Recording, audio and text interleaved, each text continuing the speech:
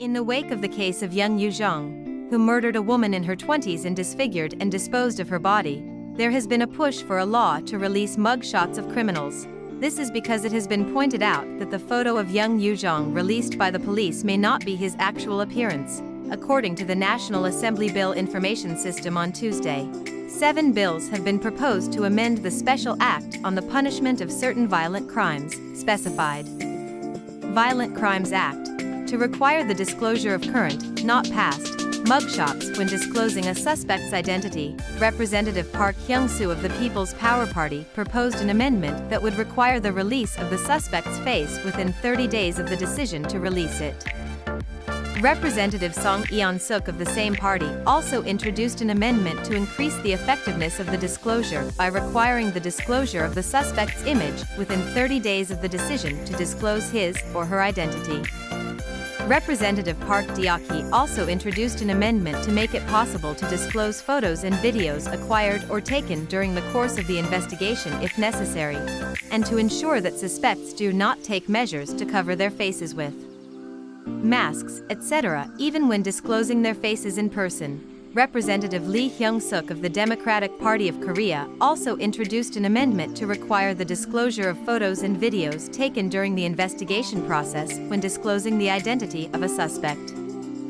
Representative On Quebec of the same party proposed an amendment that would require the disclosure of the suspect's face, as well as photographs taken during the investigation to identify the suspect.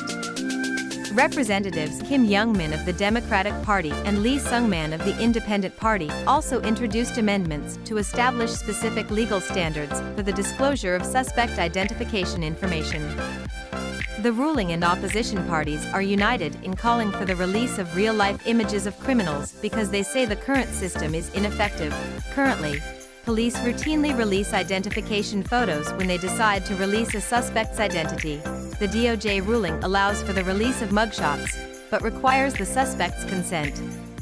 Since most suspects are reluctant to provide a mugshot, we have no choice but to release an ID photo. This often results in photos that are outdated or heavily post-processed. In the case of Jung Yoo-jeong, her mugshot was released on the first day, but when she stood in the photo line the next day, her hat was pressed down tightly and her mask was pulled up under her eyes, causing controversy as even her eyes were not revealed. The same point was made when the face of John Hwan, who was detained for stalking a train conductor and killing her in the women's restroom of Sindang Station in Seoul, was released. The police's mugshot and the one shown to reporters during his transportation to the prosecutor's office were very different. The KPA plans to push for the release of mugshots of criminals after the relevant laws are amended. Most of the photos released by the police are for resident registration purposes, and even those have been altered with Photoshop and other modifications. So we need to explore ways to secure the effectiveness of the identity disclosure system in the wake of the Jung Yoo-jeong case, said Representative Jung Joo-jeong, a member of the ruling party on the Legal Affairs and Judicial Affairs Committee, at a parliamentary task force meeting on the 9th, as there is considerable consensus among the ruling and opposition parties on this issue. The Legal Affairs Committee will discuss this issue as soon as possible to effectively guarantee the public's right to know and come up with a plan to prevent recidivism and crime prevention of suspects, Chung emphasized.